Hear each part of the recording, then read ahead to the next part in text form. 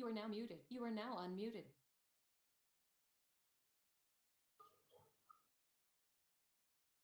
Halo ya, apa ya,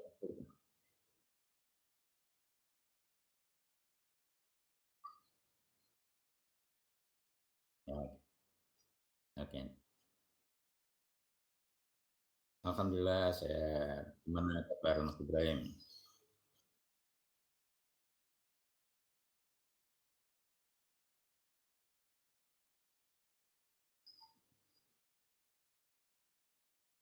Alhamdulillah.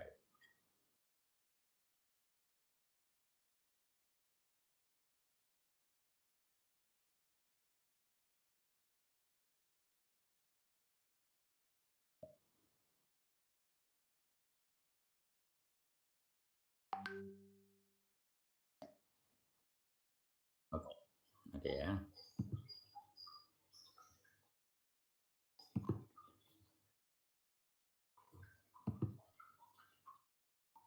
Tadi ya saya upload aja biar cepat.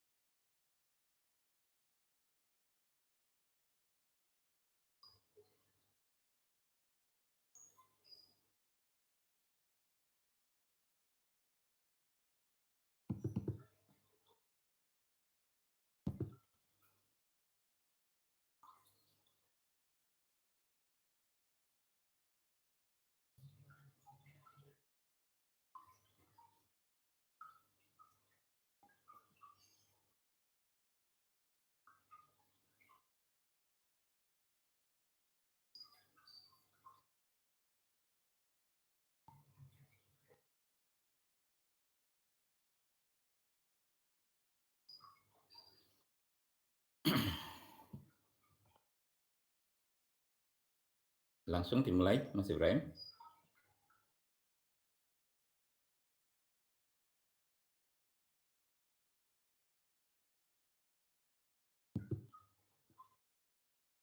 You are now muted.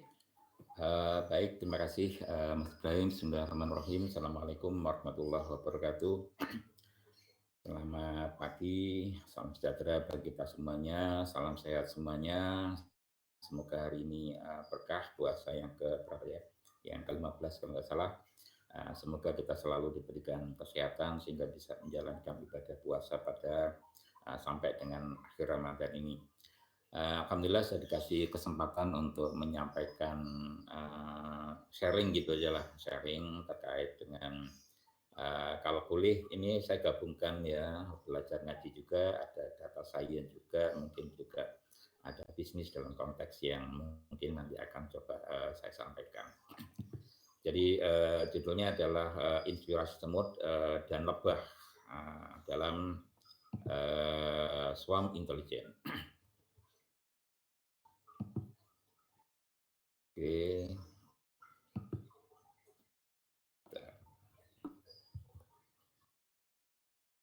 Saya coba ini slide yang kedua tampil belum ya? You are now unmuted. Oke. You are now muted.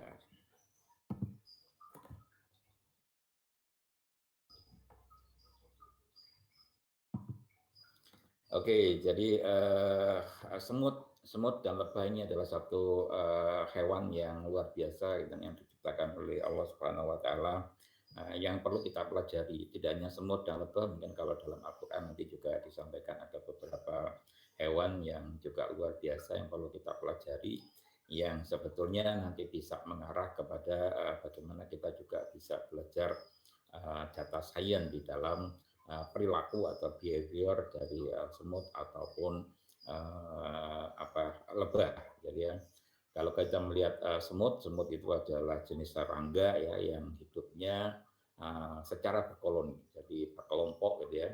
Dan semut dalam berkembang biaknya itu mengalami satu metamorfosis ya, mulai tahapan bertelur sampai dengan larva, kemudian pupa juga sampai dengan dewasa. Nah, semut ini memiliki kasta, boleh dibilang kasta gitu ya, atau tingkatan-tingkatan. Dan setiap kasta atau tingkatan tersebut memiliki tugas dalam bentuk fisik dan juga fisik yang berbeda. Ini secara sains biologi dipelajari bahwa di dalam semut itu ada tiga tipe ini ya, ada nama yang disebut dengan queen ant, kemudian female ant, juga male ant. Jadi queen ant itu adalah semut raja ya, atau ratunya semut ya. Ratunya semut ini adalah induk bagi semua jenis semut atau ant di dalam sebuah koloni, dan mereka mampu hidup hingga beberapa dekade lamanya. Jadi masa hidupnya sangat lama sekali. Nah, ratu semut ini adalah anggota paling penting di dalam sebuah koloni. Kalau ratunya sudah tidak ada, maka koloni itu akan menjadi buyar juga. Nah, oleh karena itu biasanya ada proses penggantian queen di dalam koloni tersebut. Nah, karena peran yang sangat utama tersebutlah mereka adalah bereproduksi dan bertelur untuk menyiapkan koloni semut yang baru. Jadi tugas dari queen itu adalah itu. Jadi menyiapkan untuk koloni-koloni berikutnya. Kemudian yang berbeda mungkin dengan manusia, kalau di dalam semut adalah female ant ya. Nah, semut pekerja betina. Jadi kalau kita kan kebanyakan yang bekerja adalah pria, walaupun sekarang juga adanya emansipasi, maka perempuan pun juga banyak yang bekerja. Tetapi di dalam kehidupan koloni semut ini, semut female itu adalah yang bekerja ya, yang mengumpulkan makanan, memberi makanan, dan merawat larva, membangun terowongan, dan sebagainya untuk mempertahankan koloni yang dia miliki. Nah, semut pekerja inilah yang membangun sebagian besar dari koloni yang ada. Nah, ini luar biasa. Jadi kalau kita melihat kehidupannya, ada pembagian-pembagian tugas itu. Nah, sementara yang laki-laki atau jantan, male ant, itu semut yang tidak berpartisipasi dalam kegiatan koloni semut lainnya. Jadi dia tidak bekerja. Tugas dari semut jantan ini hanya satu, yaitu bagaimana dia mengawini semut betina, jumlah semut jantan ini menjadi sedikit dan dirawat oleh semut pekerja yang ada di dalam koloni. Jadi kehidupannya dari koloni tersebut bergantung dari juga queen ant, kemudian female ant, juga male ant. Jadi male ant tadi adalah menikahi dari semut yang ada itu. Ini adalah perilaku bagaimana menjaga koloni ya, sehingga koloninya itu terbangun dengan baik. Ini kalau kita pelajari dari sisi sains biologi. Kemudian kalau kita beralih di dalam B juga begitu ya, di dalam koloni lebah gitu ya. Ini juga bergantung sepenuhnya pada waktu dalam setahun ya. Oleh karena itu sumber makanannya, sumber dayanya, resources-nya itu dari bunga. Akibatnya maka siklus hidup dari koloni itu juga mengikuti siklus hidup dari tumbuhan berbunga dan lingkungannya. Oleh karena itu masa hidupnya juga bergantung kepada lingkungannya tersebut. Nah, ini yang kita pelajari adalah society atau koloni ya, koloni berkolaborasi dan sebagainya, sehingga membentuk satu kesatuan yang sangat bagus sekali, yang pada prinsipnya bisa kita pelajari dari koloni tersebut di dalam kehidupan bermasyarakat, ataupun nanti ketika kita belajar tentang data science ataupun juga bisnis. Jadi ketika data science itu kan namanya klasifikasi ya, namanya clustering dan lain sebagainya itu kan ya, atau prediksi dan lain sebagainya. Kalau kita mengklasifikasikan sebuah data, maka data itu harus kita ketahui bagaimana perilakunya, bagaimana polanya, sehingga dia masuk pada kelas-kelas tertentu yang sudah ditentukan. Tetapi kalau kita mempelajari clustering, maka dia mengelompok berdasarkan pada uh, kedekatan dari kelompok yang sudah terbangun di awal. Dan bahkan mungkin kelompok-kelompok atau mungkin kalau dalam kehidupan N ataupun B ini adalah koloni, maka dia dapat membentuk koloni atau membentuk kelompok sesuai dengan perilaku data yang dimiliki. Nah, demikian juga di dalam B itu juga ada queen B, ada female B, juga ada male B yang perilakunya mirip-mirip dengan apa yang dilakukan oleh si semut ataupun mungkin ya semut dan lebah ini. Nah, ini adalah perilaku yang mungkin perlu kita pelajari ya dalam kehidupan sehari-hari. Kita kadang-kadang kita melihat semut yang baris gitu ya, kita lihat, kita perhatikan. Demikian juga ketika kita melihat bee ataupun lebah yang terbang dari bunga satu ke bunga yang lainnya, maka juga kita akan pelajari. Nah, dari itu maka ternyata di dalam Al-Qur'an pun juga ada, bahkan sampai disebutkan dalam nama suratnya itu ada namanya surat An-Nahl sama surat An-Naml ya. Kalau kita melihat dari An-Nahl ini ada beberapa ayat yang boleh kita pelajari lebih jauh lagi. Bahasanya memang bahasa bias gitu ya, sehingga kita bisa mempelajari ini dalam rangka juga nanti mempelajari alam tadi ya.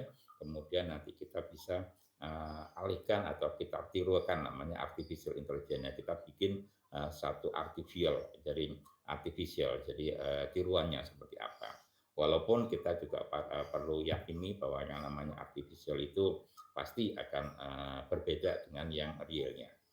Kalau dalam ini ya surat Quran surat An-Nahl ayat 68, wa auha rabbuka ila nakhli anil takhidi minal jibali buyutan wa min sajari wa mimma ya.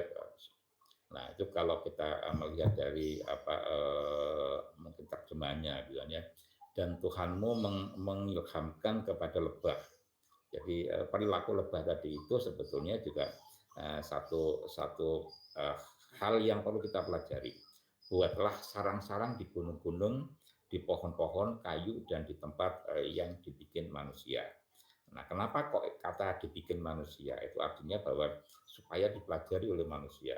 Artinya bahwa hewan diciptakan oleh Allah itu dalam rangka bagaimana kita bisa mempelajari sekalipun bisa memanfaatkan. Kalau kita perhatikan bahwa semua apa yang diciptakan Allah di dunia ini adalah tujuannya untuk manusia. Demikian juga kalau An-Nahl 69 ya, itu kalau kita baca terjemahannya saja, maka kemudian makanlah dari segala macam buah-buahan, lalu tempuhlah jalan Tuhanmu yang telah dimudahkan bagimu. Dari perut lebah itu keluar minuman madu yang bermacam-macam warnanya, di dalamnya terdapat obat yang menyembuhkan bagi manusia. Sungguh pada yang demikian itu benar-benar terdapat tanda kebesaran Allah bagi orang yang berpikir. Nah, ada kata yang berpikir. Artinya bahwa perilaku-perilaku lebah, kondisi lebah, kemudian ilham tadi yang diberikan kepada lebah itu adalah bagi orang yang berilmu itu haruslah mempelajari. Dan ternyata dalam perkembangan dunia yang semakin kesini, kalau kita sudah melihat sekarang disebut dengan 4.0, kemudian juga beralih kepada society 5.0 dan sebagainya, maka arahnya berkembang kepada computer science gitu ya. Kalau kita melihat computer science, maka pada prinsipnya adalah bagaimana kita bisa memanipulasi sebuah data sehingga data tersebut kita bisa manfaatkan. Nah, perilaku dari lebah ini ternyata kalau kita pelajari lebih jauh lagi, maka dalam data science bisa kita gunakan untuk optimasi, untuk klasifikasi, bahkan untuk clustering juga mungkin nanti untuk bisa memprediksi sesuatu. Nah, ini kalau kita melihat dari An-Nahl yang lebih bercerita kepada lebah. Kemudian ini ya juga ada di dalam An-Nahl ayat 79, tidaklah mereka memperhatikan burung-burung. Jadi tadi ya kalau kalau saya contohkan di dalam apa hewannya tadi atau binatangnya tadi ada lebah dan apa semut, maka ternyata juga ada burung yang dimudahkan terbang di angkasa bebas. Nah, tidaklah mereka memperhatikan burung-burung yang dimudahkan terbang di angkasa bebas. Artinya apa? Artinya kalau terbang bebas itu adalah random. Jadi artinya bahwa satu data, pola data yang random itu kita bisa tiru dari bagaimana sebuah burung terbang. Tidak ada yang menahannya selain daripada Allah. Nah, jadi ada Allah yang menahannya. Jadi tidak ada selain itu. Maka demikian juga dengan data ya. Ketika data itu kita kasih data yang random, maka pada prinsipnya adalah di dalam random itu juga ada polanya. Nah, siapa yang bisa menentukan pola? Tentu aja programmer. Nah, ini adalah yang menciptakan, yang membuat dari program tersebut. Karena artificial adalah buatan tadi. Nah, kalau di dalam alam sesungguhnya, karena menciptakan alam ini adalah Allah, maka Allah lah yang bisa menghentikan perilaku-perilaku yang sudah uh, yang dimudahkan terbang di angkasa bebas. Nah, tidak ada yang bisa menahannya kecuali Allah. Sesungguhnya pada yang demikian itu benar-benar terdapat tanda-tanda kebesaran Tuhan bagi orang-orang yang beriman. Kalau kita refleksikan tadi ada orang yang berpikir, kemudian di sini ada orang yang beriman. Artinya orang yang beriman itu harusnya juga banyak berpikir, mempelajari Allah, mempelajari apa yang ada di dunia ini dan sebagainya, sehingga kita bisa tingkatkan, optimasikan kemanfaatannya. Kemudian di dalam surat Al-Anbiya itu ayat 19, dan apakah mereka tidak memperhatikan burung-burung yang mengembangkan dan mengaturkan sayapnya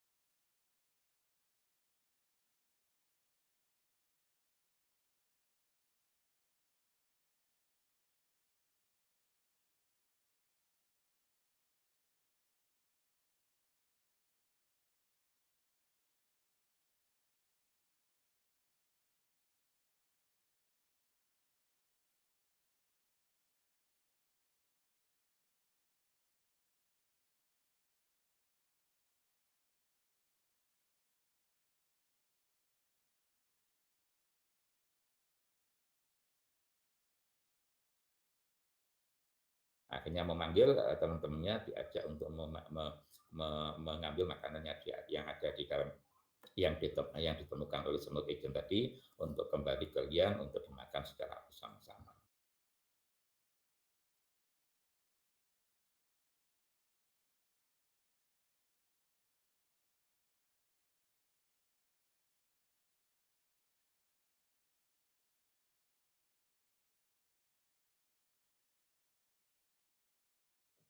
Yang engkau ridhoi, dan masukkanlah aku dengan rahmatmu ke dalam golongan hamba-hambamu yang saleh. Nah, itu doa dari Nabi Ibrahim ya, di mana Nabi Sulaiman, di mana Nabi Sulaiman diberi ilmu atau keistimewaan dapat mendengarkan perkataan semut tadi. Kalau kita interpretasikan ke dalam real world-nya, di mana semut itu meninggalkan jejak feromon, kemudian dia berjalan, maka kita pun bisa melihat bagaimana semut itu berjalan mengikuti jejak yang ada tersebut. Nah, itu adalah dua hal yang mungkin yang kita menjadi landasan bagaimana kita bisa menciptakan sebuah algoritma dan sekarang sudah berkembang yang disebut dengan swarm intelligence. Jadi merupakan salah satu bidang artificial intelligence. Makanya namanya artificial ya. Jadi buatan yang pada prinsipnya tadi ya meniru collective behavior dari elemen-elemen sistem yang terdesentrasi dan self-organized system. Jadi tadi ada koloni semut, ada koloni lebah, kemudian ada burung dan sebagainya. Itu dilihat perilaku-perilakunya. Kemudian diciptakan sebuah algoritma yang disebut dengan swarm intelligence. Nah, swarm intelligence ini merupakan salah satu teknik kecerdasan buatan atau kecerdasan komputasi yang digunakan untuk menyelesaikan permasalahan yang kompleks. Biasanya kalau algoritma-algoritma semacam ini, yang pertama dipakai adalah dengan menggunakan mencobanya ya, biasanya dengan menggunakan TSP, Traveling Salesman Problem. Jadi untuk melihat bagaimana perilaku dari ya tadi semut, kemudian bee, kemudian burung tadi itu, kemudian kita tirukan algoritmnya, kemudian untuk menyelesaikan jalur terpendek atau traveling salesman problem. Nah, swarm intelligence ini melibatkan studi kolektif tentang perilaku individu ya. Jadi yang dipelajari itu perilaku individu dari populasi yang berinteraksi satu sama lain secara lokal. Khusus untuk biological system nature, maka sering berperan sebagai sebuah inspirasi. Jadi tadi ada bee, ada ant, kemudian ada burung, jadi itu adalah perilaku-perilaku dari biological system nature yang menjadi inspirasi. Kalau sekarang ini juga banyak berkembang, misalnya sand pile model, jadi perilaku gundukan pasir. Ketika kita tambahkan satu grain atau satu butiran pasir, maka butiran pasir itu tidak hanya bergantung pada butiran itu, tapi juga bergantung pada gundukan atau pile-nya. Jadi dia akan bisa berada pada posisi puncak kalau variabel grain yang kita berikan ini mempunyai value yang tinggi, demikian juga dengan gundukannya, sehingga dia berada pada posisi atas. Kalau gundukannya itu lemah, maka akan melebar, dia akan berada di atas, maka akan roboh. Kalau grain-nya itu lemah, gundukannya kuat, maka akan dia menggini ke bawah. Nah, inspirasi itu juga kita bisa gunakan untuk kalau misalnya dalam sebuah bisnis, kalau kita ingin launching sebuah produk misalnya, maka ketika kita melaunching sebuah produk, misalnya saya punya televisi yang bagus, kemudian harganya, misalnya saya punya teknisi menciptakan sebuah produk televisi yang slim, gambarnya bagus, suaranya bagus, harganya murah. Ketika kita mau launching ke pasar, maka tidak bergantung pada yang kita ciptakan itu, tapi kita melihat dari perilaku TV yang sudah ada di pasaran yang milik industri kita. Nah, sehingga bisa jadi kalau ini mungkin akan keras di pasar, akan tetapi produk yang sudah kita launching sebelumnya akan kembali ke kita, maka tidak menutup kemungkinan juga akan menjadi merugi. Nah, itu perilaku-perilaku tadi itu bisa menginspirasi dalam dunia bisnis ya, yang kita kaitkan dengan data science. Kita mempelajari data-data yang ada. Nah, simple rules diikuti oleh agent ya. Jadi kita menggunakan agent di dalam apa mempelajari perilaku-perilaku tersebut ya, agent based ya, dan tidak ada struktur kontrol terpusat untuk memprediksi perilaku agent tersebut. Jadi dibiarkan bergerak random. Akan tadi seperti yang saya sebutkan di dalam Al-Quran tadi, kecuali dihentikan oleh Allah. Nah, demikian juga di sini simple rule itu dia akan berhenti kecuali kalau kita si pencipta program tadi itu menghendaki seperti itu. Nah, iterasi acak atau random pada tingkat tertentu antara agent itu memberikan perilaku intelijen, kecerdasan yang kemudian tidak diketahui oleh agent individu. Ya, jadi individunya tidak mengetahui, tetapi ketika kita melihat perilakunya, maka perilaku itu akan menjadi ternyata dia mempunyai kecerdasan. Nah, beberapa algoritma swarm intelligence ini populer termasuk particle swarm optimization ya, PSO yang mungkin sudah ada, kemudian ada artificial bee colony, kemudian ada end colony optimization. Kalau kita mencoba untuk membandingkan atau melihat satu persatu, pada prinsipnya mereka ini adalah mempelajari dari perilaku tadi itu. Artificial bee colony itu memecahkan masalah dunia nyata secara numerik yang diilmami oleh perilaku cerdas kawanan lebah atau koloni lebah untuk mendapatkan sumber makanan.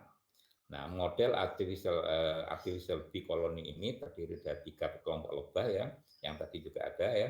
Nah, kalau dalam artificial bee colony disebut dengan scout bees yang menemukan semua posisi sumber makanan secara acak berdasarkan gerakan terbang atau tariannya, kemudian employee bee mengeksploitasi sumber makanan dan ditemukan, dan scout bee dan outlooker bee itu untuk mengevaluasi kualitas makanan.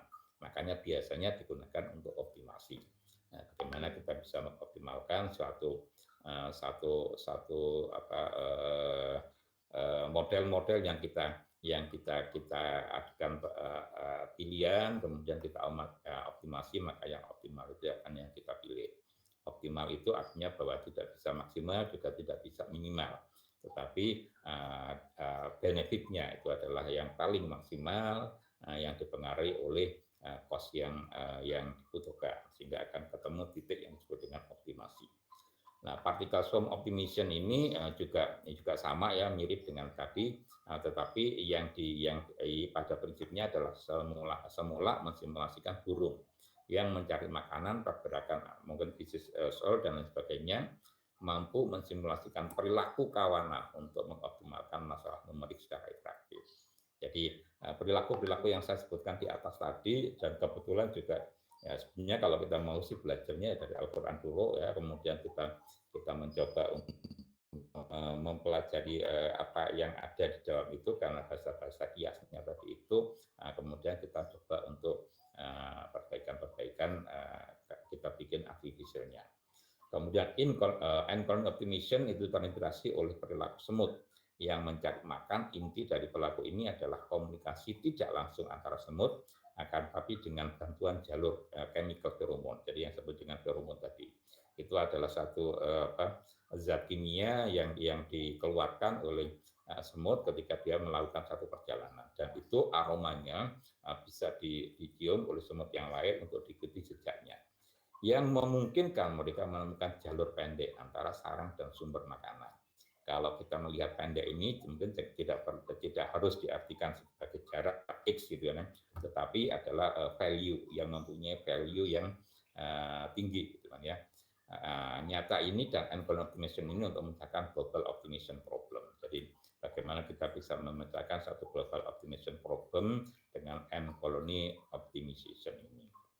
Nah, 3 artificial intelligence ini, artificial bee colony, kemudian particle swarm optimization, kemudian end colony optimization ini, dan juga nanti akan berkembang banyak lagi seperti yang saya katakan tadi, ada namanya sandpile model, ada namanya forest fire model dan sebagainya.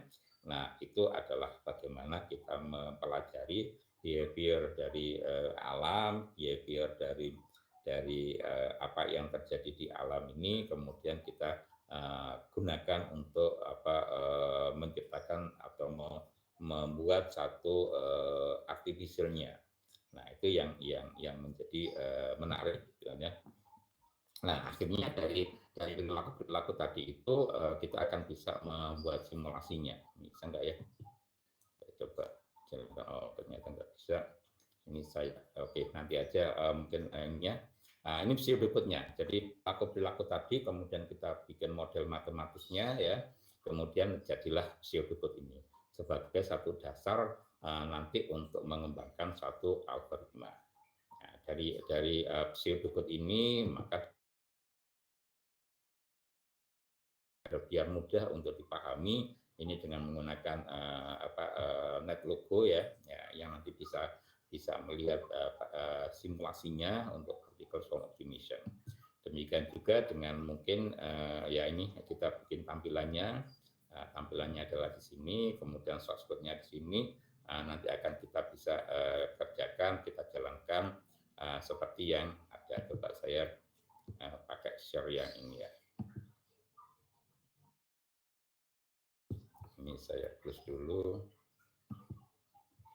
Bentar.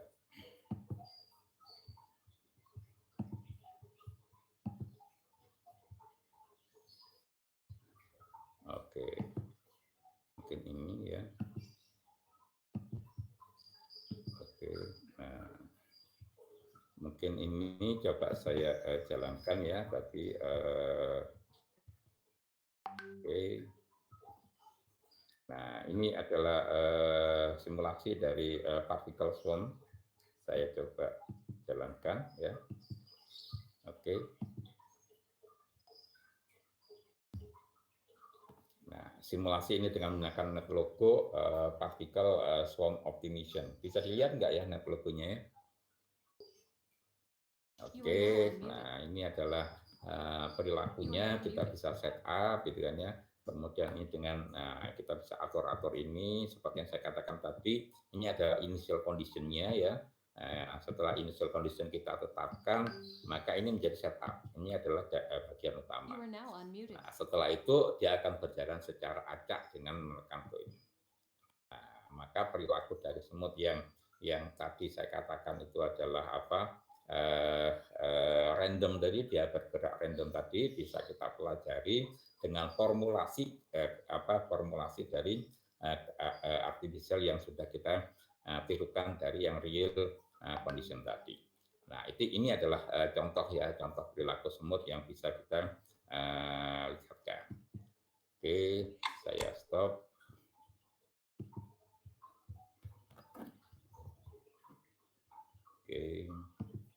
Oke, kembali ke sini. Kemudian yang tadi kelihatan kan ya dari particle swarm ya.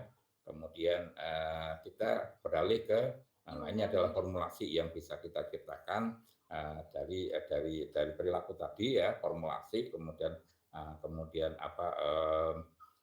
pseudocode-nya, kemudian kita bikin code-nya, kemudian kita jalankan. Nah, demikian juga dengan yang simulasi end colony optimization itu juga dimulai dengan bagaimana kita membuat pseudocode-nya, atau mungkin kalau Anda terbiasa dengan flowchart ya kita bikin flowchart-nya ya. Kemudian dari flowchart itu kita bikin code-nya. Nah, ini juga sama tadi dengan menggunakan end colony optimization dengan menggunakan NetLogo, kemudian nanti kita akan bisa jalankan. Oke, saya percepat saja ini. Nah, ini adalah perilakunya. Nanti semut itu di sini ada source-nya, di sini ada makanannya, maka dia akan bergerak secara random. Kemudian ketika dia menemukan makanannya, maka dia akan kembali sesuai jalur yang sudah ditentukan tadi ya. Kemudian dia akan memanggil teman-temannya. Nah, teman-temannya tadi itu akan mengikut untuk mengambil makanan. Nah, demikian juga dengan ini formulasinya yang kita ciptakan dari perilaku-perilaku tadi. Kemudian ini ada yang paling utama di sini adalah bagaimana feromon, bagaimana penguapan feromon, bagaimana semut-semut yang mengikuti itu mencium aroma feromon. Semakin sering dilewati, maka dia akan aromanya akan semakin kuat. Nah, itu berarti semakin banyak semut yang melewati situ.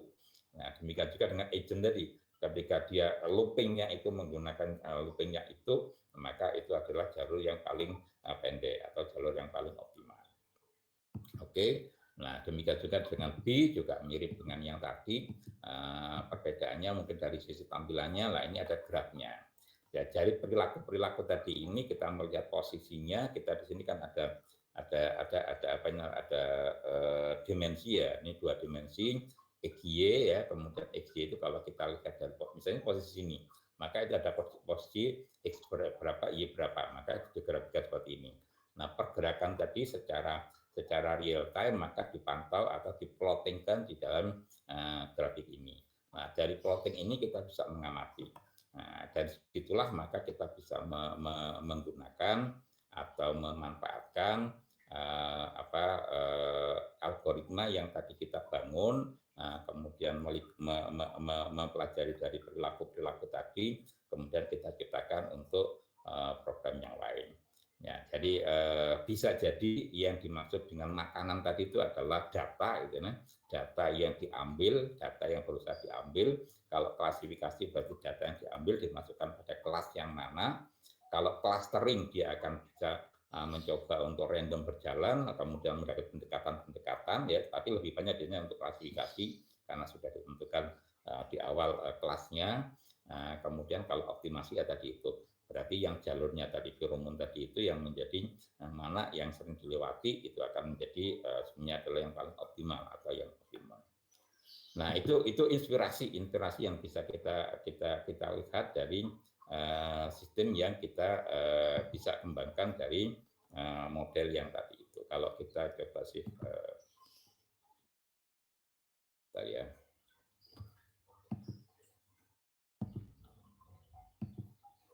Oke, ini tadi yang partikel ini ada penerapannya kalau kita bisa melihat dari yang tadi itu adalah di algorithm and colony optimization. Nah, ini coba kita simulasikan, kita jalankan. Oke, simulasinya sama dengan tadi ya, menggunakan NetLogo, simulasi dari and colony optimization ya. Kemudian nah, ini sedang membuka NetLogo-nya. Oke, nah ini adalah perilaku dari semutnya. Kemudian ini seperti yang tadi ya, initial kondisinya kita lihat perilakunya seperti apa, population-nya, kemudian perilaku-perilaku di sini bisa kita tentukan. Kemudian ketika kita sudah menentukan nilai awalnya inisial, maka kita itu menjadi setup-nya. Nah, ini ada dua ya, ada tiga. Di sini ada dua koloni, kemudian di sini ada makanan. Nah, maka ketika jalan, maka dia menyebar kemana-mana ya. Nah, ini akan menentukan jalur kependekannya. Nah, ini akan dibawa ke sini. Kalau data-data tadi itu yang diambil berarti adalah data di sini kan berkurangannya. Nah, maka di sini akan ditentukan berapa dia data itu masuk pada kelas apa, gitu kan ya. Nah, kalau kita melihat dari optimasinya, maka bagaimana jalur ini yang paling dibentuk, mana yang paling optimal. Semakin kental aroma feromonnya, maka akan menjadi semakin kuat atau optimal pilihan yang ditentukan.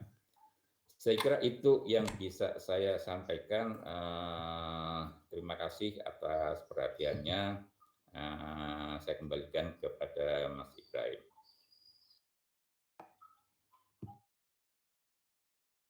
You are now unmuted.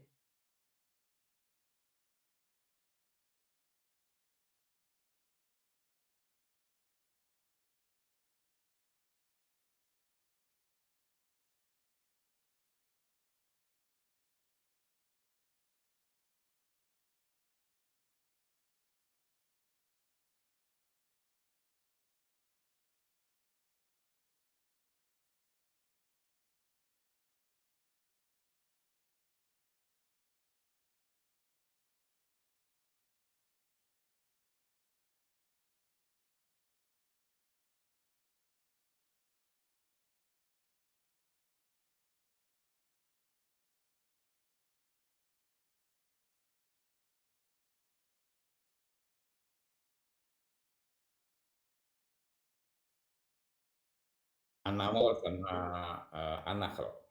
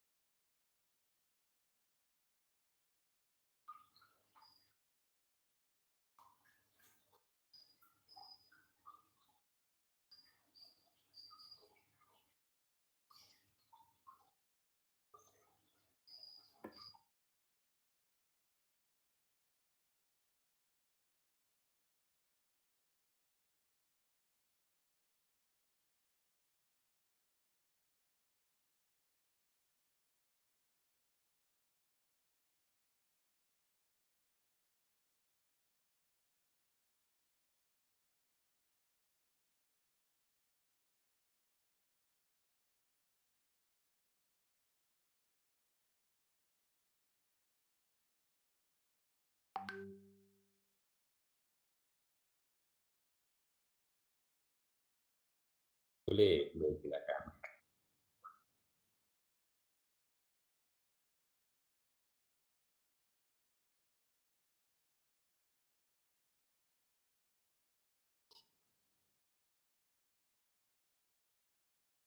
Ya, siap.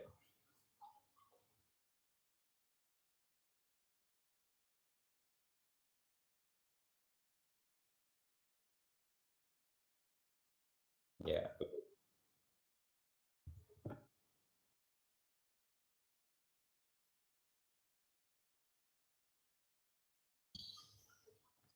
eh, mungkin langsung saya jawab ya. Jadi ya bukan bukan apa ya, bukan termasuk, tetapi memang ada tingkat kemiripannya. Jadi sama-sama bagus digunakan untuk optimasi. Jadi genetic algorithm atau GA, kemudian ada particle swarm optimization, kemudian tadi ada N algorithm, kemudian ada apa tadi B algorithm dan sebagainya. Kemudian kebetulan waktu saya S2 gitu kan ya, itu tesis saya itu adalah N algorithm, algoritma semut gitu kan ya. Nah, algoritma semut yang mengembangkan dari algoritma semut sebelumnya. Nah, kemudian saya combine juga ada mempelajari tentang genetic algorithm ini. Ada variabel-variabel yang memang bisa kita masukkan gitu kan ya. Nah, kalau di genetic algorithm itu intinya kan pada fitness gitu kan ya, bagaimana kita itu kan untuk optimasinya. Nah, demikian juga di particle swarm optimization kalau misalnya di di N algorithm itu adalah bagaimana jejak feromun tadi itu. Nah, jejak feromun tadi itu kan ketika kita banyak feromon yang terlewat jalur yang terlewati, maka dia akan menjadi optimal. Artinya bahwa itu yang paling terdekat.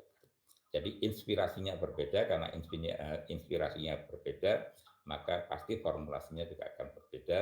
Akan tetapi memang ada mempunyai kemiripan digunakan dalam untuk optimasi.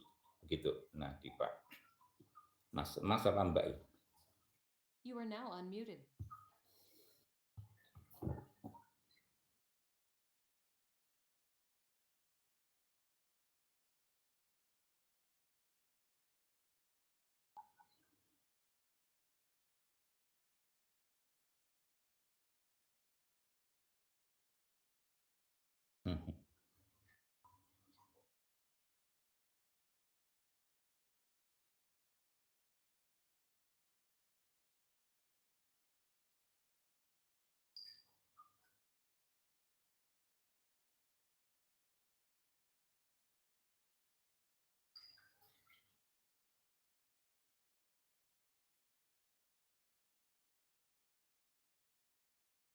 Boleh.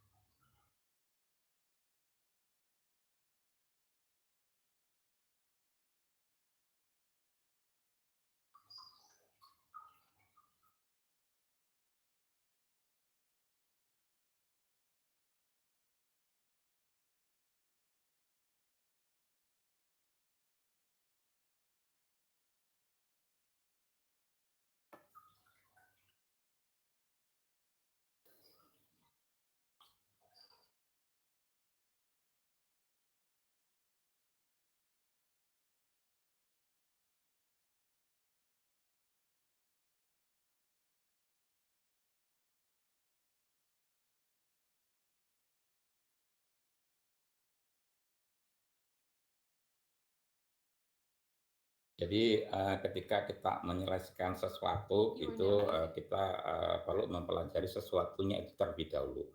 Jadi running time dan lain sebagainya tadi kalau kita terapkan pada satu objek yang contoh misalnya pola datanya itu cocok dengan menggunakan genetic algorithm atau GA gitu kan ya.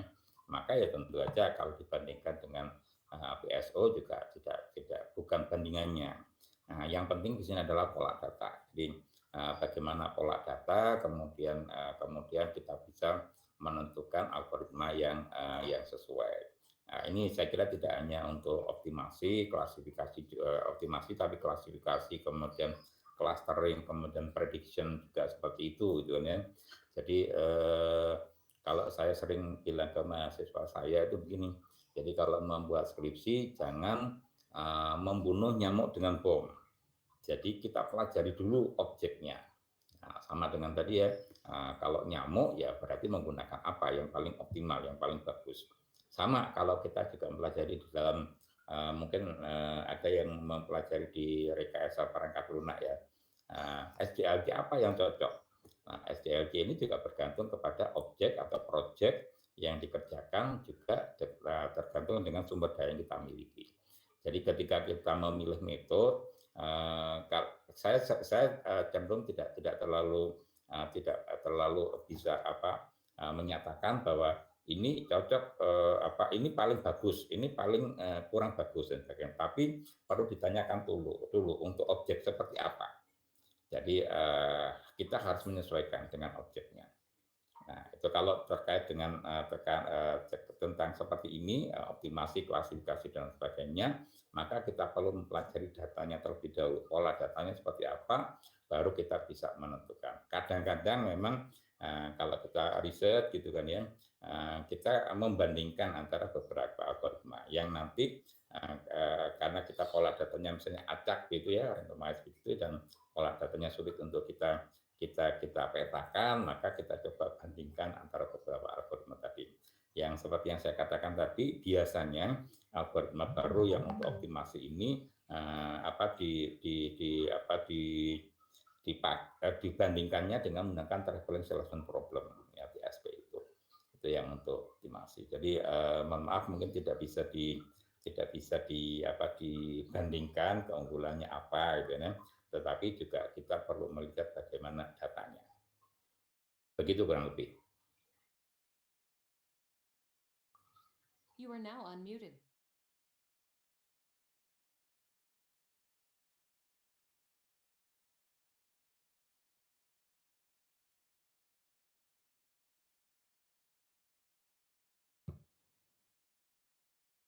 Oke, sama-sama.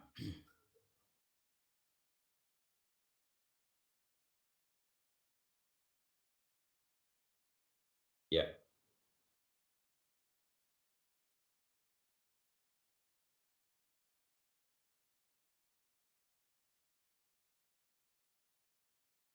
banyak sebenarnya ya software simulasi. Tadi yang saya pakai adalah NetLogo. Jadi NetLogo, kemudian sebenarnya ada banyak varian dari NetLogo. Ada NetLogo, ada StarLogo dan sebagainya.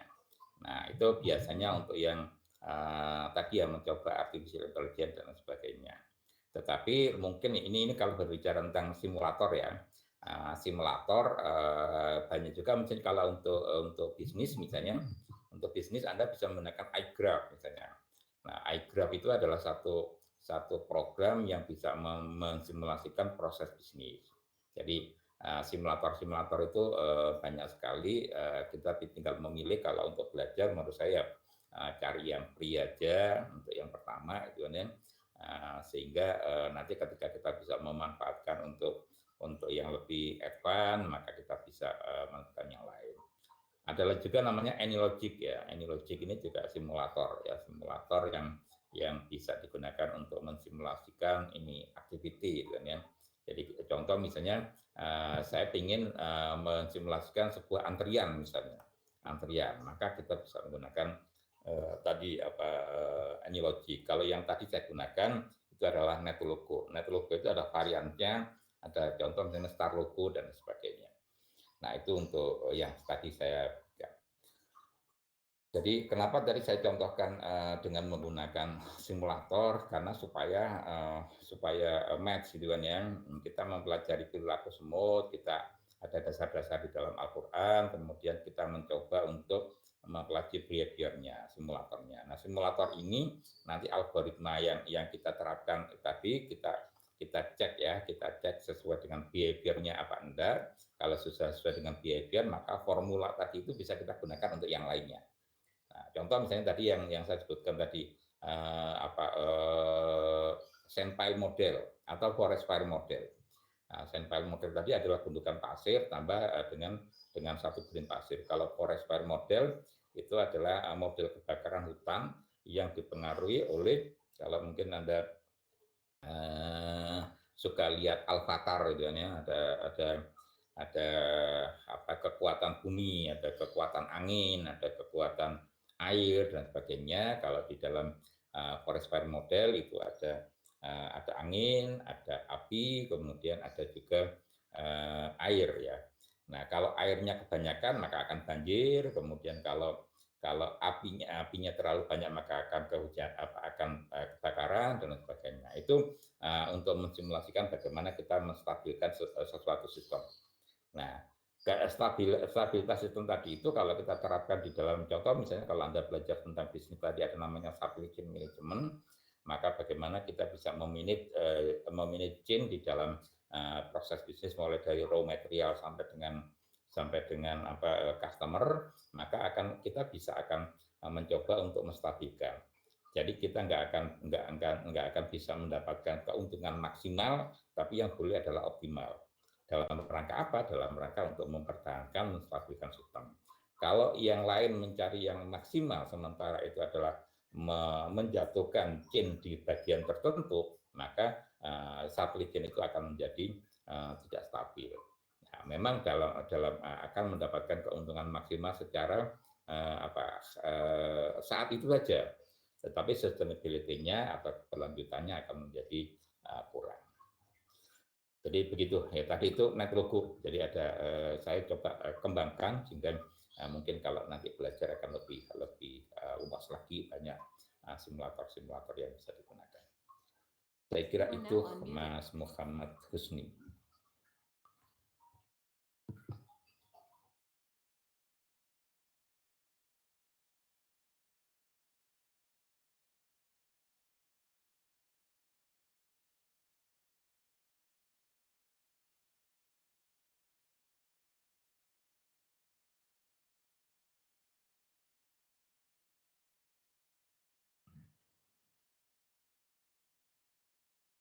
Oke, jadi machine learning sekarang yang berkembang kan ya, machine learning, deep learning dan lain sebagainya itu kan ya, itu yang berkembang saat ini gitu kan ya. Itu kan dasarnya apa? Dasarnya pasti matematik, statistik gitu kan ya. Jadi intinya begini, ada satu behavior kita modelkan, kita codekan untuk menyelesaikan masalah sesuatu. Nah, apa yang perlu dipelajari? Yang pertama adalah objek. Objeknya seperti apa? Nah, kalau objek itu sudah kita pahami, maka kita perlu mempelajari bagaimana memodelkan ke dalam bentuk matematik. Nah, ketika model matematik sudah dipelajari, maka kita bisa membuat programnya. Karena program tadi kan entah Anda menggunakan bahasa pemrograman apapun ya, Java, Python dan sebagainya. Nah, itu kan berdasar kepada formula atau matematis atau statistik yang sudah kita bikin. Nah, kita bisa code, kemudian kita bisa gunakan untuk menyelesaikan masalah tertentu. Tapi kembali saya katakan bahwa namanya manusia itu punya keterbatasan, mungkin tidak harus ini adalah satu orang gitu ya. Memang idealnya satu orang bisa semuanya itu sangat bagus sekali gitu ya. Makanya di dalam mungkin kalau lebih jauh lagi belajar tentang software engineering gitu kan ya, bahwa dalam software engineering itu ada namanya desainer, ada namanya analis, ada namanya programmer, ada namanya tester dan sebagainya. Nah, itu dalam rangka apa? Di dalam rangka untuk membagi-bagi peran, role-nya. Nah, kalau seorang analis harus kuat di dalam matematis dan membaca satu fenomena. Nah, jadi fenomena, kalau dalam bahasa, contoh misalnya kayak yang paling gampang sistem informasi gitu ya, maka dia bisa membaca satu requirement yang disampaikan oleh user ataupun owner. Nah, sehingga apa yang disampaikan oleh user atau owner itu harus sudah dicatat. Nanti dia bisa memodelkan dalam matematisnya atau statistiknya. Nah, Setelah itu beralihlah kepada desainer. Nah, apa yang ditangkap dari model matematik atau tadi itu oleh desainer di dalam dibuatlah sebuah desain. Ya, mungkin kalau dalam pemrograman namanya object oriented programming dan procedural oriented programming. Kalau di dalam desain ada namanya object oriented design, ada procedural oriented design. Mungkin Anda sudah mengenal ada apa yang disebut dengan UML, apa yang disebut dengan misalnya data flow diagram dan sebagainya. Nah, itu adalah ranah desainer. Baru kemudian programmer tadi adalah menerjemahkan dalam bahasa pemrograman. Nah, nanti ada tester dan sebagainya. Jadi intinya begini, apa yang perlu dipelajari? Nah, Anda ingin menjadi apa? Gitu kan. Apakah menjadi seorang desainer, analis atau apa? Tetapi memang background program itu perlu. Jadi seorang analis tidak mungkin bisa menjadi seorang analis kalau dia tidak kuat di dalam programnya. Ya, seorang desainer juga begitu. Karena seorang desainer yang tidak paham tentang programming, maka dia tidak akan merepotkan bagi seorang programmernya. Nah, itu kurang lebih seperti itu ya. Kalau kita coba lebih luas lagi kaji, maka sebetulnya dasar ilmu apa yang untuk mendalami kalau misalnya algoritma tadi ya mulai dari seorang desainer, kemudian analis ya, desainer dan sebagainya tadi. Karena itu adalah behavior kan. Makanya tadi perilaku semut menjadi rumus matematik menjadi pseudocode menjadi code kemudian bisa dieksekut. Kurang lebih begitu Mas Muhammad Husni. You are now unmuted.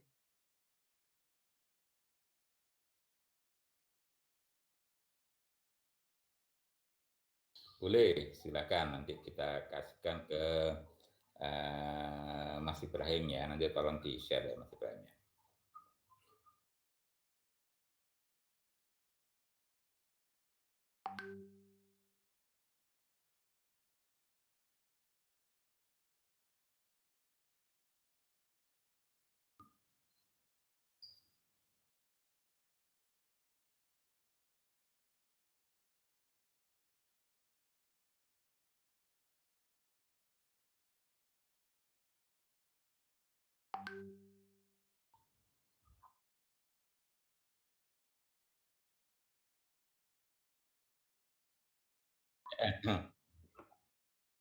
Ya.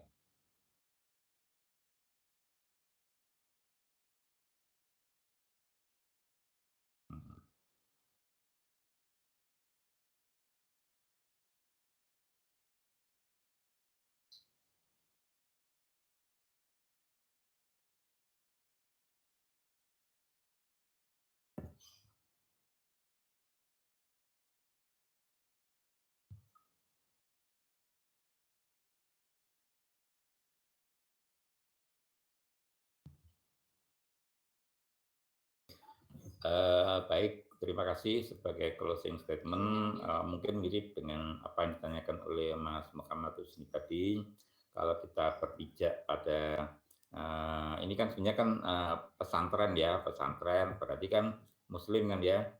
Nah, maka kita perlu belajar tentang Al-Quran, tidak hanya bagaimana kita bisa membaca, kita tidak menghafal, mungkin ada bagian-bagian pihak yang mungkin atau mungkin kalau misalnya hafid ya sudah menghafal itu sudah luar biasa. Saya menghafal aja belum nggak bisa kan ya. Membaca juga masih gratulan gitu kan ya. Nah, tetapi tidak ada salahnya kalau kita juga belajar membaca, kemudian kalau bisa ya menghafal, kemudian kontennya apa, kemudian kita pelajari perilaku alam ini. Karena disitulah banyak fenomena-fenomena yang bisa kita kembangkan sehingga kalau kita di dunia bisnis ataupun di dunia scientist ataupun mungkin yang lebih banyak belajar tentang data science dan juga mungkin komputasi, maka perilaku alam yang sebetulnya secara simbolis sudah disebutkan di dalam Al-Quran tadi itu sangat luar biasa untuk kita kembangkan menjadi satu keilmuan yang lebih mendalam lagi. Saya kira itu sebagai closing statement dan alhamdulillah kita dilahirkan dalam orang Muslim gitu ya, yang ada di situ ada Al-Quran yang isinya sangat luar biasa kalau kita pelajari, sehingga dari segi teknologi pun tidak akan teknologi yang terkini pun itu bisa ada tersirat di dalam Al-Quran tadi. Saya kira itu ya sebagai closing statement. Terima kasih. You are now unmuted.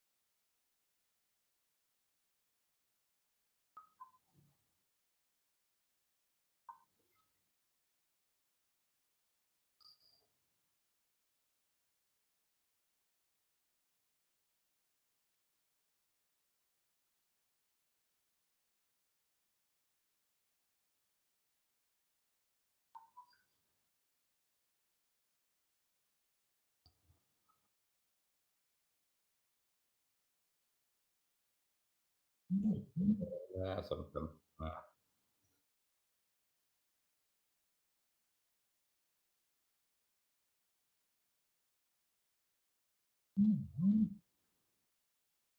Waalaikumsalam warahmatullahi wabarakatuh. You are now muted.